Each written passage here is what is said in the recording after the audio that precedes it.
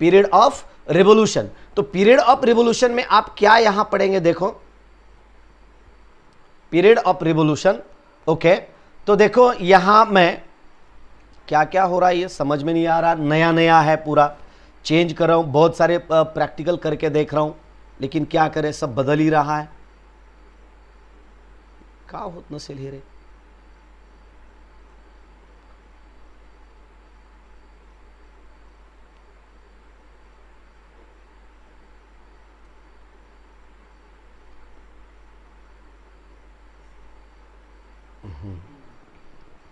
देखो अब भी मुझे जैसा चाहिए था वैसा आ गया। ओके, तो अब क्या देखते हैं, देखो time taken period of revolution, A B definition आगे बहुत इंपॉर्टेंट है, ए बी आगे बहुत बहुत इंपॉर्टेंट है। ऑसिलेशन में है, वेव मोशन में है, साउंड में है, स्टेशनरी वेव में है, उसके बाद लाइट सेक्शन में भी है, ऑप्टिक में भी है, वहां भी है, लेकिन रिवोल्यूशन की जगह थोड़ी सी डेफिनेशन बदलती है, वहां थोड़ी सी बदलती है। ओके, लेकिन मीनिंग एक ही रहता है। Time taken bye particle, time taken by a particle in uniform circular motion. एक पार्टिकल है, टाइम टेकन बाय पार्टिकल, एक पार्टिकल है और वो रिवोल्यूशन करने के लिए उसे जितना टाइम लगता है, यानी कि कंप्लीट वन रिवोल्यूशन करने के लिए, कंप्लीट वन सर्कल कंप्लीट करने के लिए उसे जो कुछ भी टाइम लगता है उसे हम कहते हैं that is called as period of revolution. देखो और एक बार, time taken by a particle in uniform circular motion, uniform circular motion में एक रिवोल्यूशन कंप्लीट करने के लिए उसे जो कुछ भी टाइम लगता है उसे हम कहते हैं that is called as period of revolution. यानी कि समझो इस तरह से, मैं यहां बहुत सारे एग्जांपल आपके लिए दिया हूं। देखो इस तरह से एक ऑब्जेक्ट है, इस तरह पीरियोडिक मोशन मैंने आपको बता दिया है, पीरियोडिक मोशन के जगह भी मैंने यही एक इमेज वहां दिखाई थी। समझो एक पार्टिकल, ये जो नीले रंग की जो पार्टिकल है, ये नीले रंग की जो बॉडी है, ये बॉडी इस तरह से रिवोल्यूशन कर रही है और ये सेंटर है, ये सेंटर है, सेंटर के सराउंडिंग में this body can revolve around this centre. ये सेंटर जो पार्टिकल है ना, ये सेंटर, इसके अराउंड ये बॉडी थोड़ी सी रिवोल्यूशन कर रही है। क्या हो रहा समझ में नहीं आ रहा, आज कलर ही ध्यान में नहीं आ रहा। ओके, इस तरह से देखो ए है, अरे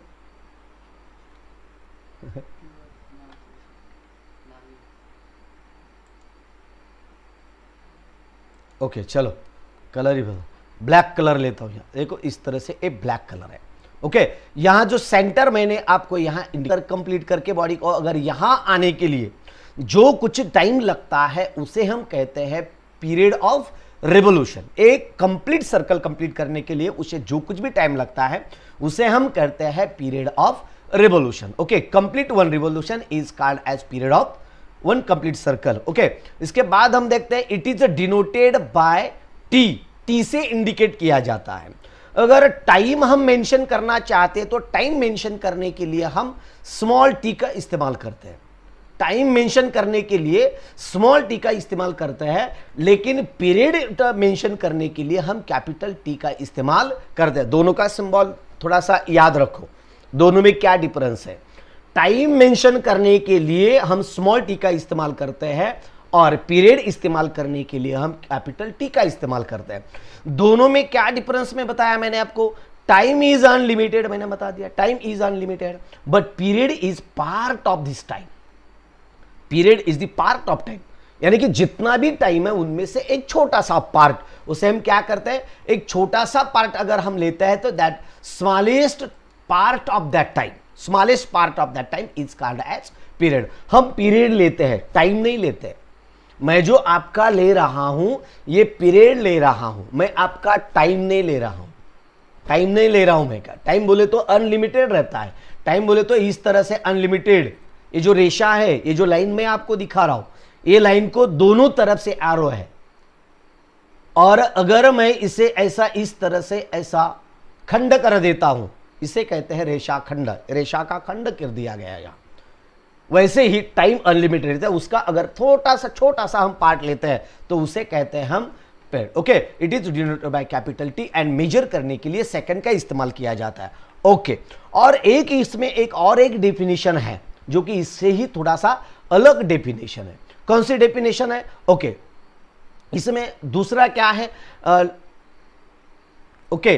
तो दोस्तों मैं आपको एक रिक्वेस्ट करता हूं, लाइक किया है ना सब बच्चों ने? लाइक किया है ना? जल्दी से लाइक करो। अगर लाइक नहीं किया तो जल्दी से लाइक करो, इसे शेयर भी करो, अपने दोस्तों तक इसे पहुंचा दीजिए। ओके, कल सुबह 8 बजे जीनियस साइंस हिंदी पे हमारा लेक्चर है। जीनियस साइंस हिंदी पे कल सुबह 8 बजे, उसकी लिंक इस वीडियो के डिस्क्रिप्शन बॉक्स में मैंने दे दी है। वहां जाके आप सब्सक्राइब कर लो और वहां जाके आप लिंक को भी देख सकते हैं। ईच एंड एवरी वीडियो में मैंने लिंक दे दी है। ओके, उसकी तो that is the T equals. देखो ये एक डेफिनेशन मैं आपको बताना चाहता हूं क्योंकि इसके ऊपर भी बहुत बार, तो यह कैसे स्टेशनरी वेव में ये डेफिनेशन बहुत बार इंपॉर्टेंट है, बहुत इंपॉर्टेंट है स्टेशनरी वेव जो आगे का जो चैप्टर है। लेकिन दोस्तों मैं एक शुरू में आपको बताना भूल गया, ये जो रोटेशनल डायनामिक्स चैप्टर है ये आगे के बहुत सारे चैप्टर में बहुत बहुत महत्वपूर्ण चैप्टर है। आगे के चॅप्टर के लिए पुढचे जे काही चॅप्टर्स आहेत, पुढच्या चॅप्टरसाठी हा चॅप्टर प्रचंड महत्त्वाचा आहे। म्हणून या चॅप्टर मधल्या ज्या काही बारकावे डेफिनेशन्स असतील त्या डेफिनेशन घेणं गरजेचं आहे। आणि ज्या डेफिनेशन इथं पुस्तकामध्ये नाहीत पण 11वीला डेफिनेशन आहेत त्या सुद्धा डेफिनेशन इथे घेणं गरजेचं आहे। जर या डेफिनेशन असतील तरच पुढचे चॅप्टर तुम्हाला लक्षात येतात, नाही तर काही नाही। पालत्या घागरीवर पाणी, उल्टे घड़े पे पानी, यानी कि अंदर कुछ भी नहीं घुसेगा, सर में कुछ भी नहीं घुसेगा, पत्थर जैसा हो जाएगा। ओके, तो ये देखो ये टी क्या है, टी की और एक डेफिनेशन में पीरियड ऑफ रिवोल्यूशन के डेफिनेशन में बता रहा हूं। ये बहुत ही समझा रहा हूं मैं, बार बार समझा रहा हूं ये डेफिनेशन क्योंकि ये बहुत इंपॉर्टेंट है आगे चल के। ओके, दूसरी ये क्या है, देखो period is reciprocal of frequency. Period is reciprocal of frequency. Reciprocal बोले तो टी है, अगर आप फ्रीक्वेंसी जो कुछ भी आपको दी गई होगी तो ये आप इस तरह से आप डिनोमिनेटर में लिखोगे, उसका रेसिप्रोकल लोगे तो उसका रेसिप्रोकल जो भी कुछ आएगा वो पीरियड का आएगा। यानी कि period is the reciprocal of frequency और दूसरी n is equal to 1/t, vice versa. यानी कि frequency is the reciprocal of time period. ये दोनों को भी कॉमन डेफिनेशन है। Frequency is the reciprocal of time period and time period is the reciprocal of frequency. यानी कि आगे चल के ऑप्टिक चैप्टर में डेफिनेशन है, ऑप्टिक चैप्टर में ये आपको इंपॉर्टेंट है, स्टेशनरी व्यू में इंपॉर्टेंट है, आइसोलेशन में इंपॉर्टेंट है, बहुत सारे चैप्टर में। ओके, उसके बाद इलेक्ट्रोमैग्नेटिक इंडक्शन का जो पार्ट है वहां भी आपको ये इंपॉर्टेंट है। ओके, चलो आगे देखते हैं क्या है। तो स्टेशनरी व्यू में आगे चल के सब चैप्टर में ये डेफिनेशन है। ओके, ये भी मैं आपको बहुत सारे एग्जाम्पल के आधार पर मैं ये पढ़ाना चाहता हूं। तो देखो क्या है, समझो मेरे सर पे अभी आपके सर पे भी फैन घूम रहा होगा, फैन फिर रहा होगा, जो सीलिंग फैन है। ओके, तो सीलिंग फैन पे यानी कि 1 मिनट में उसके जो कुछ भी रिवोल्यूशंस होते हैं, जो कुछ भी रिवोल्यूशंस होते हैं उसे हम कहते हैं RPM। ये देखो RPM मैं आपको यहां बता रहा हूं, नहीं तो आप इस तरह से भी लिख सकते हैं RPM बोले तो रिवोल्यूशन पर मिनट। इसके ऊपर एग्जाम्पल्स भी बहुत सारे एग्जाम्पल आते हैं, नीट जी के एग्जाम पे आते हैं, सीटी के एग्जाम पे आते हैं, बहुत सारे एग्जाम पे इसके ऊपर एग्जाम्पल्स पूछे जाते हैं एग्जाम में। तो RPM बोले तो रिवोल्यूशन पर मिनट। आपके सर के ऊपर जो फैन फिर रहा है, अभी मेरे सर पे तो फिर रहा है, आपके सर पे बहुत सारे बच्चों के पास एसी होगा, मैं गरीब आदमी हूं, मेरे पास एसी वगैरह कुछ नहीं है। ओके, क्योंकि उद्धव ठाकरे जी ने बोला है एसी मत बिठाओ, एसी मत चलाओ, क्योंकि कोरोना की वास्ते उतने डिग्री सेंटीग्रेड में वो जी नहीं पाता। वैसे तो कोरोना जो वायरस है, वायरस वो लाइव है या यानी कि वो लाइव है या म्हणजे सजीव आहे का निर्जीव आहे यामध्येच वाद है। आणखी वो सजीव है या निर्जीव है इसके ऊपर ही वाद है। यानी कि अभी भी शास्त्रों में बहुत कंट्रोवर्सी है। यानी कि किसी के बॉडी में जब जाता है तब भी वो मल्टीप्लिकेशन करता है। अगर किसी सॉलिड मटेरियल पे बाहर अगर रहता है, यानी कि extra out of the body रहता है, तो वो मल्टीप्लिकेशन नहीं कर सकता। यानी कि बॉडी में एंट्री करता है तब भी उसका रिप्लिकेशन मल्टीप्लिकेशन होता है। ओके, वो अलग की बात है। मैं आपको यहां एक बात बता रहा हूं कि RPM मुझे आपको बताना है। RPM बोले तो revolution per minute. Okay, 1 minute में आपके सर के ऊपर जो फैन फिर रहा है उसके जो कुछ भी रिवोल्यूशन होते हैं रिवोल्यूशन होते हैं उसे कहते हैं आरपीएम। समझो 1 मिनट में कुछ तो भी 300 400 जो कुछ भी रिवोल्यूशन 1 मिनट में होते होंगे उसे कहते हैं RPM, that is called as frequency. Okay, ये रहा आरपीएम में। अगर इसका कन्वर्जन आप आरपीएस में कर सकते हैं, ये कैसे कन्वर्जन करना है ये मैं आगे बताने वाला हूं आपको। जब मैं इसके ऊपर एग्जाम्पल ले लूंगा तो एग्जाम लेते वक्त मैं आपको बहुत अच्छी तरीके से मैं ये बताने वाला हूं। और इसके ऊपर लॉग टेबल भी, बहुत सारे बच्चों को लॉग टेबल आता है नहीं आता है ये भी मुझे मालूम नहीं। लॉग टेबल किन किन बच्चों को आता है? लॉग टेबल जिन जिन बच्चों को आता है लॉग टेबल इस्तेमाल करना, जितने सारे बच्चों को आता है उनको मैं रिक्वेस्ट करता हूं कि कमेंट करिए, आप कमेंट करिए कि मुझे लॉग टेबल लेना नहीं लेना, ये भी सोचना पड़ेगा क्योंकि लॉग टेबल के सिवा यहां पत्ता भी नहीं हिलता यहां। ओके, तो ये देखो आरपीएस बोले तो 1 सेकंड में उस फैन के कितने रिवोल्यूशंस होते हैं, कितने रिवोल्यूशन होते हैं उसे कहते हैं हम आरपीएस। 1 सेकंड में वो कितने रिवोल्यूशन करता है। ओके, वो भी रहती है, उसे भी क्या कहते हैं हम? फ्रीक्वेंसी कहते हैं। देखो फ्रीक्वेंसी के बारे, ये जो कुछ मैं बता रहा हूं अभी तक, जो कुछ बता रहा हूं मैं फ्रीक्वेंसी के लिए बता रहा हूं। ओके, तो देखो number of revolution completed per unit time by particle in uniform circular motion is called as frequency of revolution. Number of particle, मुझे लॉग टेबल आता है, मला आता है। Okay, very good, very good. 11वीं के बच्चों के लिए मैं लूंगा और सबके बच्चों को, जिन जिन लोगों को नहीं आता सब बच्चों को वो वीडियो देखने के लिए मैं कहूंगा। उस वक्त आप भी जिन जिन को नहीं जमता वहां आप 11वीं के टाइम पे लाइव पे आ जाइए। लॉग टेबल घ्यासर वो 11वीं के टाइम पे, श्याम देशमुख 11वीं के टाइम में ले लेंगे। 10 यानी कि 20 अप्रैल से मैं 11वीं की बैच शुरू कर रहा हूं, उस वक्त हम लॉग टेबल ले लेते हैं। Number of revolution completed per unit time by particle in uniform circular motion is called frequency of revolution. Okay, इसके बाद ये रिप्रेजेंट करने के लिए it is denoted by N और एफ। एन और एफ, ये बार बार मैं इसका रिवीजन कर रहा हूं क्योंकि ये बहुत ही इंपॉर्टेंट है। ओके, एन और एफ। देखो यहां क्या दिया था मैंने, T is equals to 1/n, और यहां क्या दिया है मैंने, n इक्वल्स टू 1/t। बोले तो यहां period is reciprocal of frequency और यहां frequency is reciprocal of period. ये दोनों ही एक दूसरे को हेल्पफुल है। ओके, इसके बाद यूनिट इसका क्या है, आरपीएस। सेकंड में आरपीएम। ओके, आरपीएम दूसरी यूनिट बताना भूल गया, ये भी लिख लो, आरपीएस, आरपीएम, सीपीएस ये मैंने यहां लिखना भूल गया इसलिए यहां दे रहा हूं। RPS revolution per second, RPM revolution per minute, CPM बोले तो साइकिल्स पर मिनट, साइकिल बोले तो रिवोल्यूशन, एक साइकिल कंप्लीट साइकिल। सीपीएम और सीपीएम बोले तो साइकिल पर सेकेंड और सीपीएस बोले तो साइकिल पर सेकेंड, साइकिल पर मिनट, ये याद रखो। ओके, बहुत बार। और एक मैं छोटा सा एग्जांपल देता हूं, जो खेती में काम करने वाले बच्चे जिनके पास खेती है उनके लिए मैं एक एग्जांपल दे रहा हूं।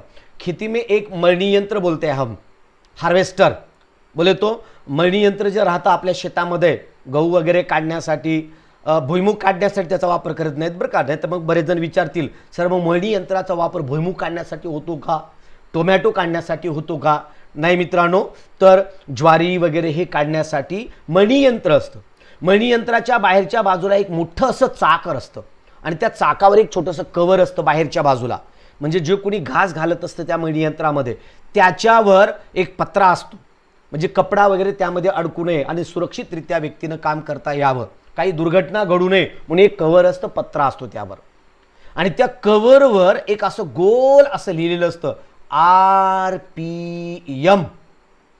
यहां लिखा हुआ रहता है 750 यानी कि 750 आरपीएम। आपके समझ में आए क्या? आरपीएम 750 आरपीएम उसके व्हील पे ऊपर लिखा रहता है, यानी कि वो जो व्हील रहता है वो व्हील 1 मिनट में 750 बार रिवोल्यूशन करता है। 1 मिनट में कितनी स्पीड होती है आप देख सकते हैं।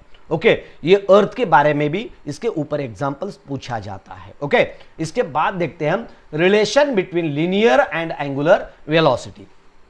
Relation between linear and angular velocity, इसमें जो कुछ भी फार्मूलेज रहते हैं, ये जो कुछ भी फार्मूले हैं ये फार्मूले आगे जो कि मैंने शुरू में चैप्टर लिया, शुरू में जो पार्ट लिया मैंने रोटेशनल मोशन का पार्ट, जो आगे का पार्ट है वो मैंने शुरू में लिया था इस चैप्टर के लिए। अभी अभी ये शुरू का पार्ट ले रहा हूं, तो वहां आपको मैंने वहां भी मैंने, अरे कसका चालू झालं नाही याचं, एक मिनट,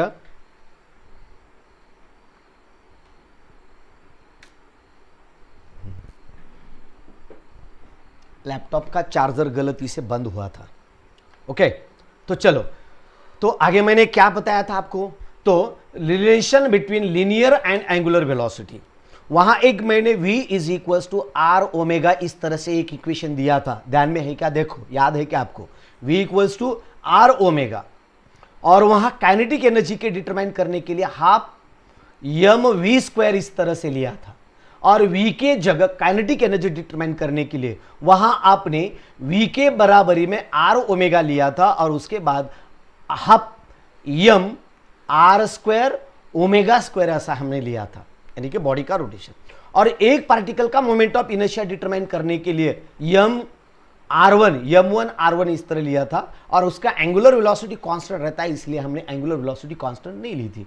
और इन सबका एडिशन करके समेशन लिया था, और समेशन लेने के बाद आपको आया था आई ओमेगा, ये फाइनल इक्वेशन आपको आया था। वहां एक इक्वेशन, ये इक्वेशन इंपॉर्टेंट है, इसलिए यानी कि आपको ये लीनियर वेलोसिटी बोले तो v एंड एंगुलर वेलोसिटी बोले तो ओमेगा, इन दोनों का रिलेशन आपको यहां देना है।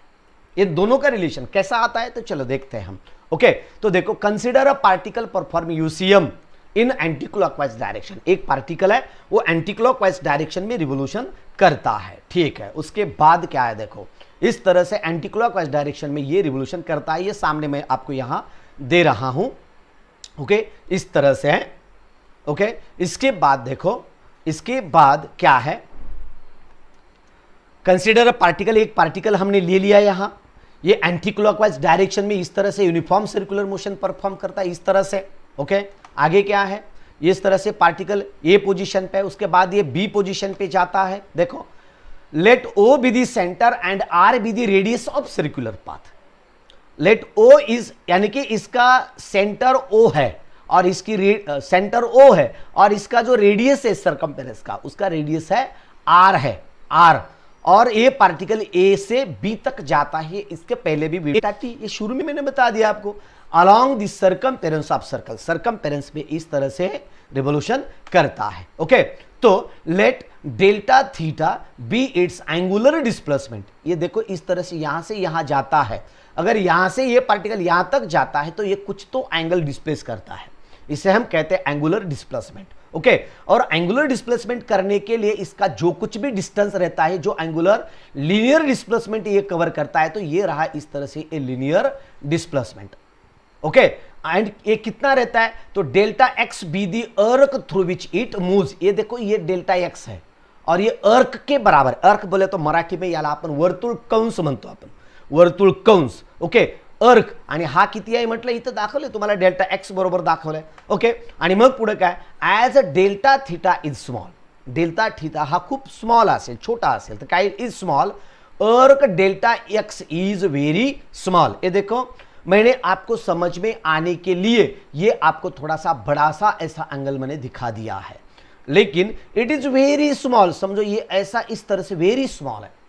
अगर ये वेरी स्मॉल है, यहां की यहां आपको दिखता ही नहीं होगा, इतना छोटा सा अगर आप यहां की यहां ही अगर आप लेते हैं तो एक अर्क के बजाय एक स्ट्रेट लाइन आपको दिखती है, इस तरह से समझो ये बड़ा सर्कल है इस तरह से।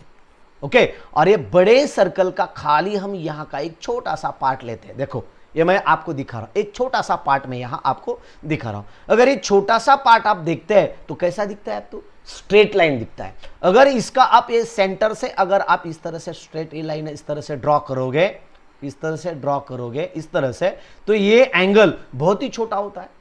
उसी तरह से मैं आपको यहां बता रहा हूं, देखो delta theta is small, is a small, अर्क डेल्टा थीटा इज स्मॉल, अर्क delta X is very small. Delta theta small है तो डेल्टा थीटा स्मॉल है तो अर्क भी स्मॉल होगा, is very small and can be assumed as straight line. अभी मैंने बता दिया, एक स्ट्रेट लाइन हम यहां इमेजिन करते हैं। ओके, तो इसके बाद क्या रहता है देखो, then therefore the linear velocity of particle is given by linear velocity, that is the v कितना रहता है, तो देखो v का डिटरमाइन हम करेंगे, रिलेशन दे रहा हूं मैं यहां, रिलेशन आगे जहां भी कहा आप इस तरह से लिखोगे v equals to R omega, ये क्या है और ये कहां से आ गया, ऑसिलेशन में है, स्टेशनरी वेव में है, आगे चल के आपको बहुत सारे 3-4 चैप्टर में आ गए, तो ये कैसे आ गया, तो ये इस तरह से आया। लेकिन ये जो सिलेबस है ना, ये चैप्टर का जो यानी कि ये 12th का जो सिलेबस है, ये सिलेबस में ये इक्वेशन नहीं दिया, किस तरह से आया इसके बारे में नहीं दिया है,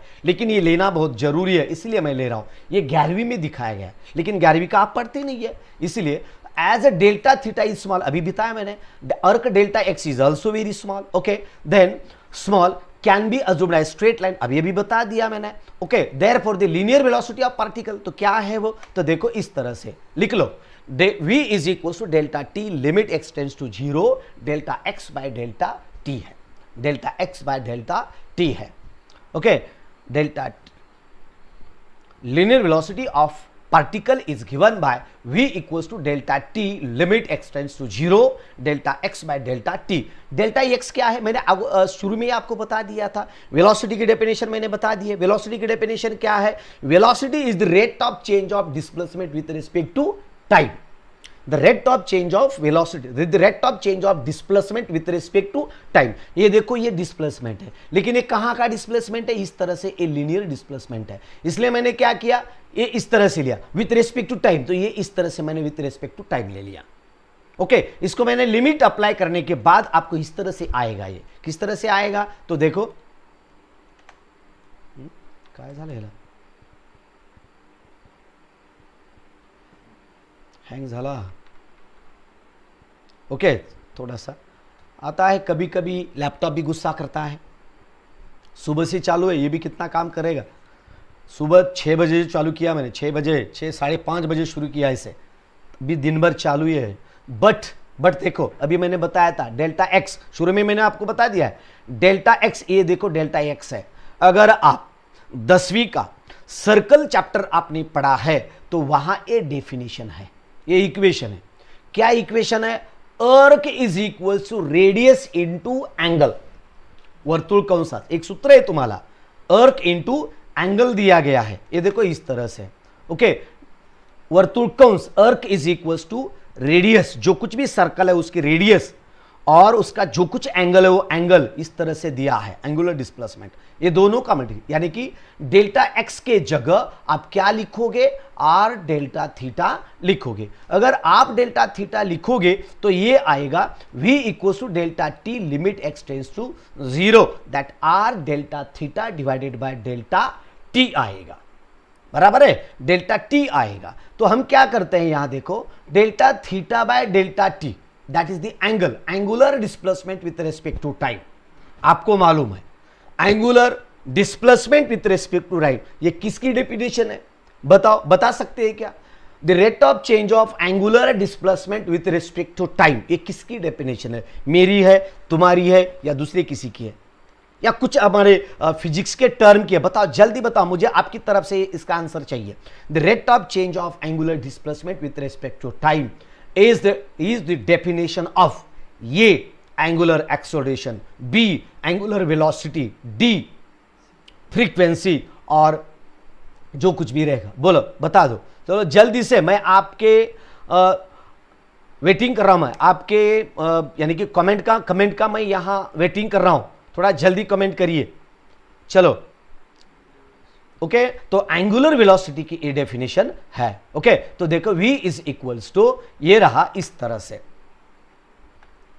अगर आप इसे पूरा लिमिट राइट एंगुलर वेलोसिटी का है, बराबर है, वेलोसिटी लिख दिया, शुभांगी काकपुरे। ओके, तो ये लिमिट अप्लाई करने के बाद इस तरह से आएगा, ये v equals to R D theta upon D T आएगा। तो इसके बाद ये दोनों का कॉम्बिनेशन करेंगे हम, तो क्या आता है देखो, D theta divided by D T is equals to omega. Genius science है ये, जीनियस साइंस है, आपको साइंस के बारे में नॉलेज के साथ साथ आपको विश्वास भी देता है। देखो, विश्वास भी देता है आपको, विश्वास भी देगा, एक कॉन्फिडेंस देगा आपको। तो आपके पास यानी कि कॉन्फिडेंस के साथ मैं आपके सामने बैठ रहा हूं, तो आपको ये कॉन्फिडेंस देखे ही रहूंगा मैं। ओके, तो चलो आगे का देखते हैं। तो क्या है, तो V, तो देखो इस तरह से थोड़ा सा ये हुआ, तो V equals to R omega, ये थोड़ा सा ड्रैग करने में मैं भूल गया। ओके, तो V equals to R omega होता है। कैसे, ये देखो ये जो है ना टर्म, ये जो टर्म है ना, तो d theta by D t है, d theta by D t. अगर ये d theta by D t है तो d theta by D T is the angular velocity. बहुत सारे बच्चों ने बता दिया अभी यहाँ। ओके, तो यहाँ क्या आएगा, तो यहाँ एक D theta by D T के जगह हम ओमेगा लिखते हैं, तो आर इंटू ओमेगा आएगा। तो V equals to R omega. ये रहा relation between linear velocity and angular velocity. ये दोनों के बीच का मैंने रिलेशन यहाँ आपको दिखाया है। ओके, तो relation between linear velocity and angular velocity. तो इसका यूनिट क्या आएगा, यूनिट क्या आता है, लीनियर वेलोसिटी का यूनिट क्या है, V equals to R omega का यूनिट क्या है, V equals to R omega का यूनिट ये आता है metre per second square. Metre per second square क्यों आता है मीटर पर सेकंड स्क्वायर, ये मैं आपको बता देता हूं। चलो, तो okay, metre per second square, तो ये जो है इसका जो यूनिट है R is the metre. Okay, और जो रेडी यानी कि ओमेगा जो है उसकी यूनिट क्या है,